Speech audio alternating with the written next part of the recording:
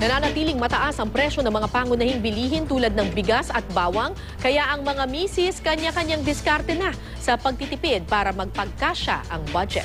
May news to go si Victoria Tula. Sakit nga sa ulo eh. Butas pa bulsa. Wala nang matitira. Oy!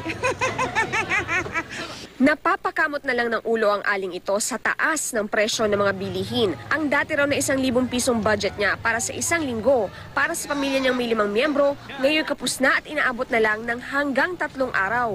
Kaya ang diskarte, magtipid at magbawas ng mga bilihin. Kung ano magkasya, yun lang ang binibili ko. Oo, kaya minsan nakipag-anuhan ako eh. Ano ba, wala naman tawad yan, ginaganyan ko. Sa pag-iikot ng GMA News sa trabaho public market sa Maynila, nananatiling mataas ang presyo ng bawang na aabot sa 350 pesos kada kilo.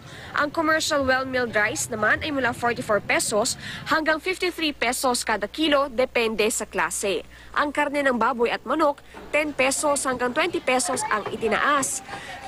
Sa Kidapawan City, North Cotabato, 10 piso rin ang itinaas sa kada kilo ng baboy at baka. Nagkukulang daw kasi ang supply ng karne dahil mas pinipili ng mga supplier na ibenta ito sa Metro Manila. Sa Baybay City naman sa Leyte, dagdag pasakit sa mga biktima ng Super Bagyong Yolanda ang pagtaas ng presyo ng mga bilihin. Kaya naman laking pasalamat daw nila ang kararating lang na donasyong bigas mula sa Taiwan. Sa Lawag City, Ilocos Norte naman tumaas ng 100 pesos kada sako ang presyo ng commercial rice. Sa kagustuhang makamura, mas pinipilahan ng mga mamimili ang NFA rice na madali namang maubos. Victoria Tulad, GMA News.